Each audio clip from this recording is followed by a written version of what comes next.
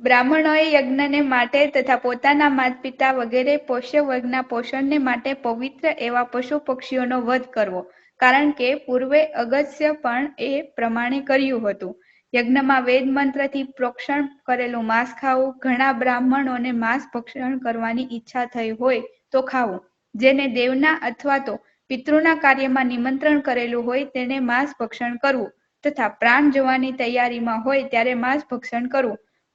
બ્રહ્માએ આ સર્વ જગત પ્રાણના અન્ન તરીકે ઉત્પન્ન કરેલું છે, માટે આ સ્થાવર જંગમાત્મક સર્વ પદાર્થ પ્રાણનું ભોજન ગણાય છે.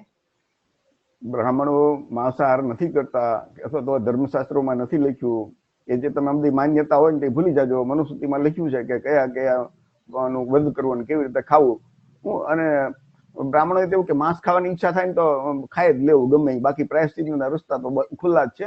નેક્સ્ટ ઉપવાસ કરી લેવાનો એકવાર. હા, ઉપવાસ કરી લેવાનો.